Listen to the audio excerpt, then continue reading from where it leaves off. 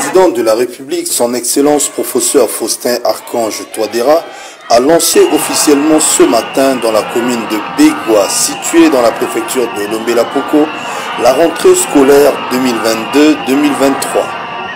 Arrivé à 10h du matin, le président Touadéra a été ovationné par les Bégoavois, visiblement acquis à sa cause. Très populaire et comme il le fait depuis son arrivée à la magistrature suprême de la RCA, le chef de l'État a eu droit à un bain de foule.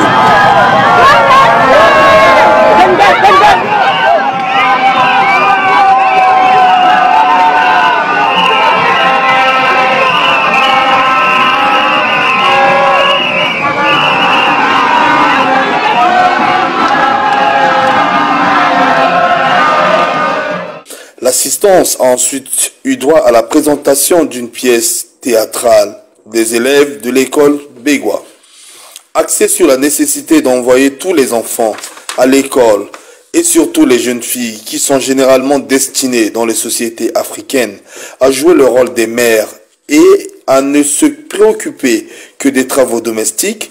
Cette scène a permis au président Touadéra et aux participants de découvrir le talent des jeunes Bégoavois. Je m'appelle Maman Brigitte. Le directeur Moukadas nous.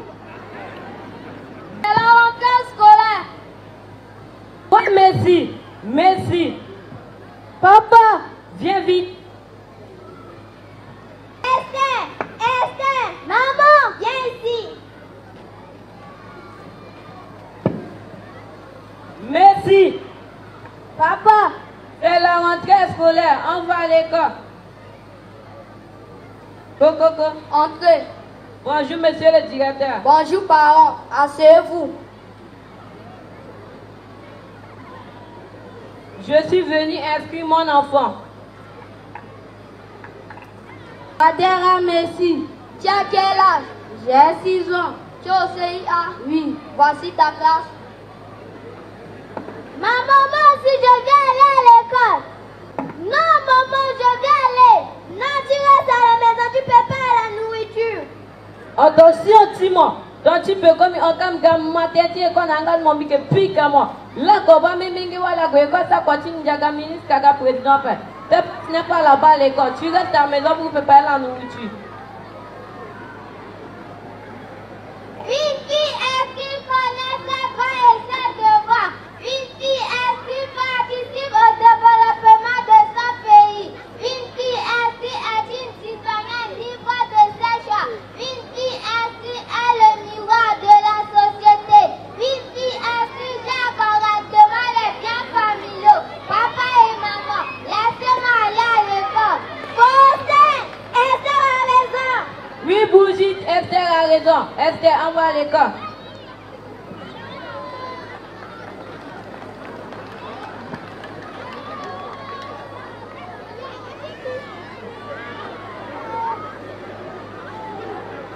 Les enfants handicapés et minorités ont le droit à l'éducation et des soins spéciaux, selon l'article 23 de l'ONU.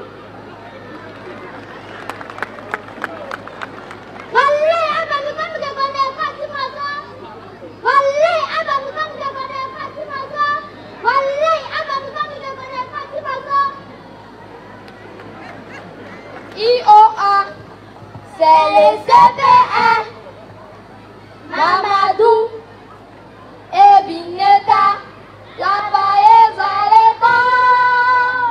Mes amis, la paille à l'école. Voilà, alors putain, mon beaucoup d'endoutement. Dans son allocution de circonstance, le président de la République a appelé les Centrafricains à s'accrocher au bateau du numérique grâce auquel le monde est désormais uni. Faustin Archange Touadéra veut la révolution de l'école centrafricaine. Il veut révolutionner l'école de la République grâce aux nouvelles technologies de l'information et de la communication. Enfin, le chef de l'État a promis le recrutement de plus de 5000 enseignants en 5 ans pour combler le déficit d'effectifs des professeurs des écoles. 1000 jeunes diplômés reçoivent actuellement une formation accélérée pour devenir des enseignants du fondamental 1. À ce rythme, on ne parlera plus de maître par an. Le monde est devenu aujourd'hui unipolaire. Les technologies d'information et de communication ont réduit les distances entre les nations, plus particulièrement entre les hommes. Le moindre événement au bout du monde est immédiatement à la portée des populations du monde entier. Les informations et les connaissances sont à la portée de ceux qui désirent les exploiter. Je voudrais aussi que la République centrafricaine profite de cette opportunité pour accélérer son développement. C'est pourquoi à l'ère du numérique,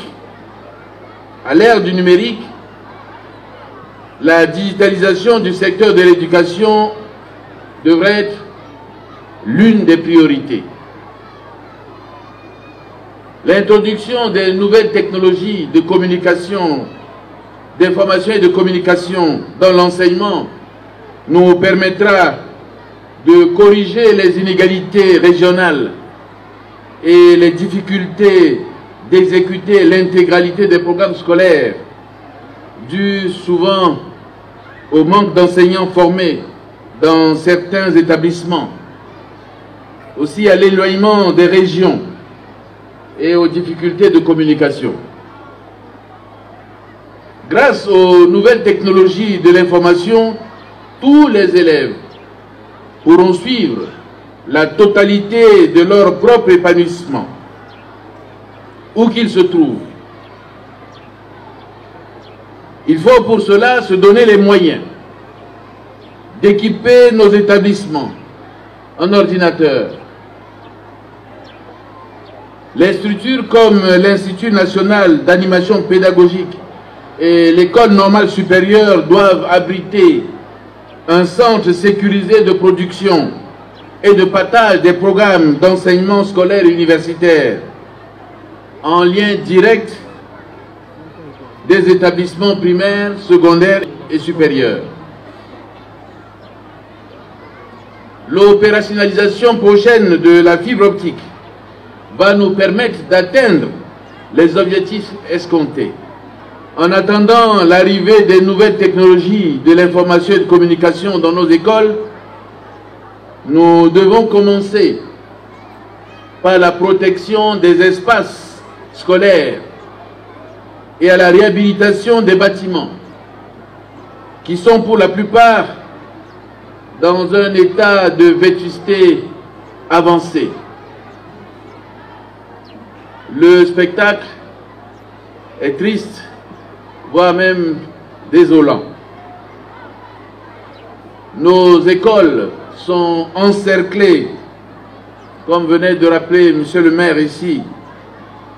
Nos écoles sont encerclées par des gargotes, des garages, des mini-stations de vente de carburant. Nos hôpitaux n'échappent pas à cette triste réalité. J'instruis donc les ministres chargés de l'Éducation nationale, de l'Intérieur et de l'administration du territoire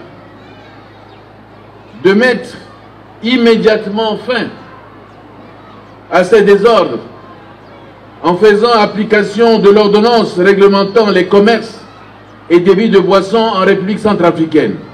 Nous devons protéger les espaces et les édifices consacrés au culte, aux établissements hospitaliers et aux établissements scolaires. En outre,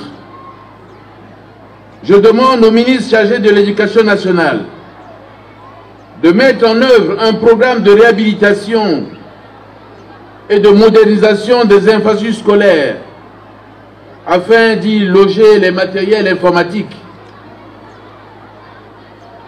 Les associations des parents d'élèves doivent recourir à leur vocation originelle, à savoir soutenir les écoles, soutenir nos écoles.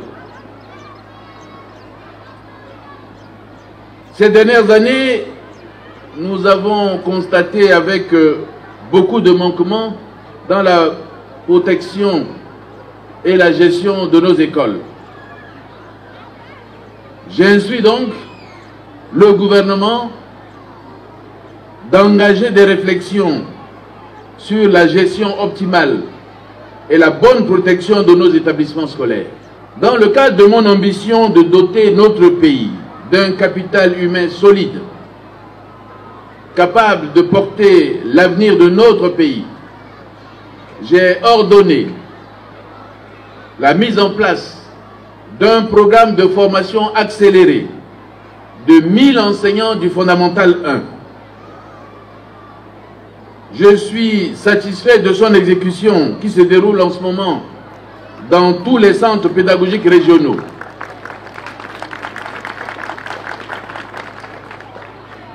Il nous faudra poursuivre ce programme pour que d'ici 5 ans, nos écoles ne soient pas obligées de recourir à des enseignants non qualifiés. Le métier d'enseignant est noble et exige beaucoup d'abnégation. C'est pourquoi la profession devient de moins en moins attrayante pour nos jeunes. Nous devons donc réfléchir à la manière d'attirer beaucoup de jeunes compatriotes dans la carrière de l'enseignant, en leur offrant plus d'avantages et d'opportunités pour s'épanouir. Bonne rentrée à tous, bonne année scolaire 2022-2023, que Dieu bénisse la République centrafricaine, je vous remercie.